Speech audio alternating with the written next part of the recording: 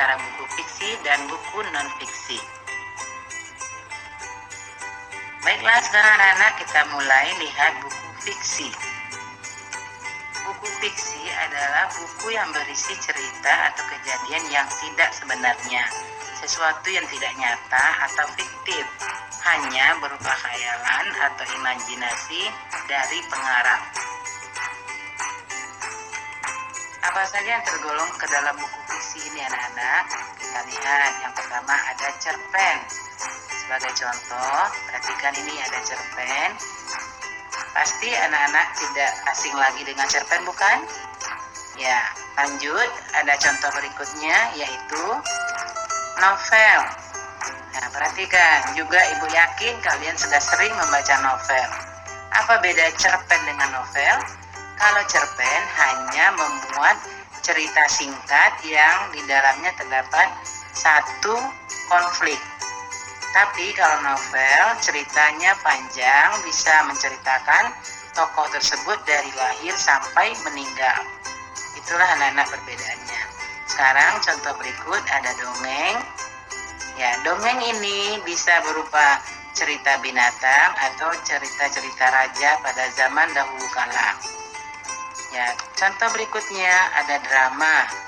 Drama ini berupa naskah drama yang isinya percakapan antara tokoh satu dengan tokoh lainnya. Sekarang kita lanjut ke ciri-ciri dari buku fiksi dan non-fiksi. Sekarang kita lihat dulu tentang fiksi. Fiksi ini berisi imajinasi dari pengarang. Kedua, kebenarannya tidak mutlak. Dan ketiga, bahasanya bersifat konotatif atau bukan sebenarnya. Di sini menggunakan bahasa yang bermakna ganda atau makna lain. Berikutnya, umumnya karya fiksi menyasar emosi atau perasaan pembaca, bukan logika pembaca.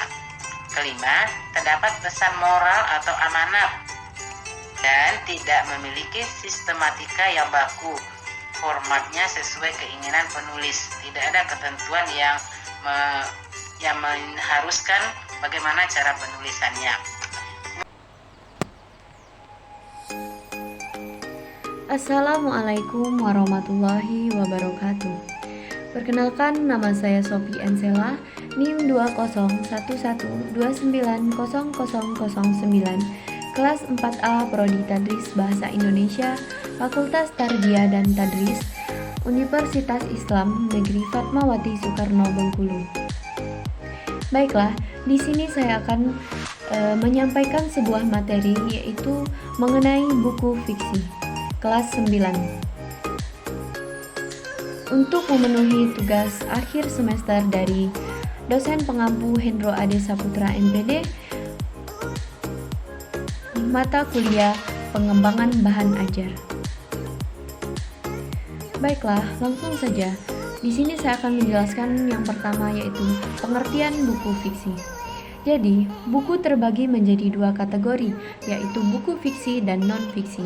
Secara sederhana, fiksi dapat diartikan sebagai sebuah prosa naratif yang memiliki sifat imajinasi atau karangan non-ilmiah dari penulis serta juga bukan dengan berdasarkan kenyataan.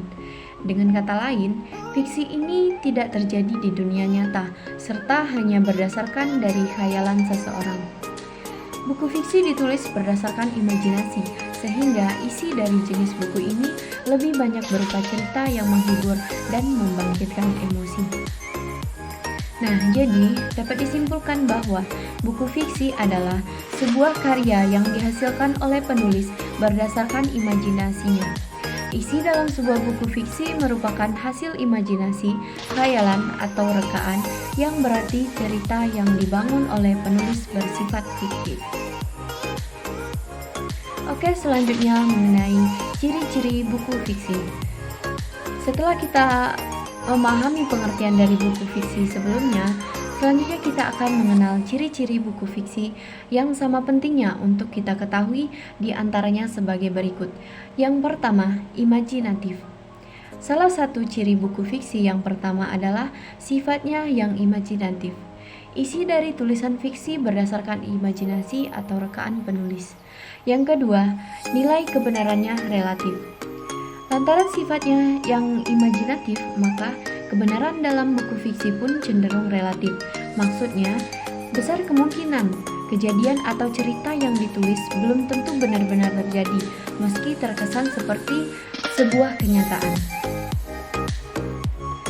Yang ketiga yaitu bahasa konotatif. Nah, secara umum fiksi kerap menggunakan bahasa yang bersifat konotatif atau tidak sebenarnya. Hal ini dilakukan untuk memperindah atau agar tulisan terasa hidup. Yang keempat, tak ada sistem baku. Berbeda dengan tulisan jurnal, dalam menulis fiksi tak ada sistem baku.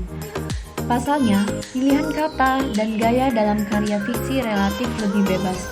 Penulis dapat mengekspresikan gagasannya dalam membuat cerita atau tulisan dan menyusun rangkaian kata-katanya. Yang kelima, sasar emosi pembaca. Menyampaikan emosi dengan baik kepada pembaca biasanya menjadi ciri dari buku fiksi. Tak jarang, ketika membaca buku fiksi, kamu akan merasa marah, jengkel, sedih, atau gembira, tergantung cerita yang kita baca. Oke, berikutnya yaitu mengenai unsur-unsur buku fiksi. Nah, secara garis besar, buku fiksi umumnya terdiri dari beberapa unsur, yaitu tema, latar, tokoh, alur, gaya bahasa, dan amanat atau pesan yang akan disampaikan. Oke, kita akan mengulas satu persatu dari unsur tersebut. Yang pertama yaitu tema. Nah, tema adalah ide utama atau pokok atau gagasan utama dari sebuah tulisan. Apabila diibaratkan pada sebuah rumah, tema ini serupa dengan fondasinya. Pasalnya, tema merupakan salah satu unsur yang bakal membangun isi tulisan. Yang kedua yaitu latar. Nah, latar bisa berupa keterangan entah itu mengenai tempat, suasana, waktu, dan lain sebagainya. Sebagai pendukung sebuah cerita itu. Yang ketiga, tokoh. Unsur selanjutnya dalam buku fiksi yakni tokoh. Tokoh ini merupakan satu atau lebih karakter individu yang terdapat dalam cerita. Terdapat beberapa tokoh yang umumnya ada dalam sebuah cerita. Misalnya, protagonis, antagonis, dan tripagonis. Jika protagonis adalah tokoh yang menggambarkan sifat-sifat baik, maka antagonisnya adalah tokoh dengan karakter buruk. Sementara itu, tritagonisnya adalah karakter penengahnya. Oke teman-teman, berikutnya yaitu yang keempat mengenai alur. Alur adalah serangkaian kejadian atau peristiwa yang membentuk dalam jalannya cerita itu. Dalam alur ini akan terdapat beberapa konflik yang membuat sebuah cerita seolah naik turun dan bisa menghasilkan rasa tegang, was-was, dan sebagainya. Yang kelima, gaya bahasa. Biasanya, dalam buku fiksi, gaya bahasa berbeda-beda tergantung bagaimana penulis ingin menyampaikan ceritanya. Dalam satu buku, misalnya ada penulis yang suka dengan gaya bahasa formal, tapi di lain buku, penulis tertentu kerap menggunakan bahasa santai sehari-hari. Nah, dalam gaya bahasa ini biasanya juga diselipi beberapa majas seperti majas perbandingan, atau majas ironi, dan majas-majas lainnya. Kemudian yang keenam yaitu amanat atau pesan. Biasanya dalam buku fiksi mempunyai amanat atau pesan yang ingin disampaikan oleh penulis kepada pembaca. Saya akan memberikan beberapa contoh buku fiksi. Yang pertama itu ada buku cerita anak, yang kedua dongeng, novel, cerita pendek atau cerpen, fabel, komik, dan lain sebagainya. Nah, setelah kita memahami penjelasan sebelumnya, maka mari kita ulas contoh buku fiksi yang biasa kita temui sehari-hari. Berikut salah satu contoh buku fiksi yang perlu Anda ketahui, yaitu novel. Nah, pengertian buku fiksi jenis novel ini adalah suatu karangan fiksi yang menceritakan seorang tokoh utama dengan pro dan kontra di dalam ceritanya, mulai dari awal hingga akhir novel yang memiliki klimaks atau ending. Membaca novel itu tidak hanya memberikan kita cerita, namun juga memberikan banyak pengetahuan dan wawasan yang terselip dari setiap paragrafnya. Beberapa alasan mengapa membaca novel masih menjadi pilihan utama dikarenakan beberapa alasan. Misalnya seperti membaca novel itu membuat kita lebih paham isi cerita, memberi ruang berimajinasi, dan dapat menjadi ruang pencarian jati diri. Selain itu, manfaat terpenting dari membaca novel ini adalah dapat meningkatkan kemampuan menulis kita. Karena semakin banyak kita membaca buku, semakin kaya akan kosakata yang kita miliki. Nah, ada banyak contoh novel yang sering kita temui. Nah, seperti beberapa novel bestseller di tahun 2020.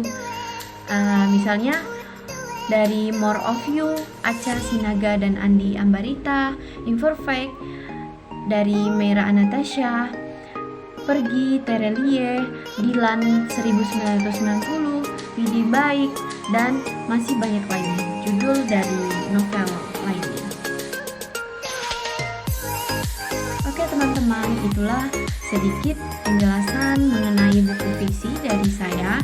Semoga apa yang dapat saya sampaikan dapat bermanfaat untuk kita semua dan menjadi ladang ilmu bagi kita semua. Baiklah, saya Sophie Ensela mohon pamit undur diri. Mohon maaf jika terdapat salah kata dalam perbuatan maupun pengucapan. Kepada Allah saya mohon ampun. Saya akhiri. Wabillahi taufiq wal hidayah. Wassalamualaikum warahmatullahi wabarakatuh.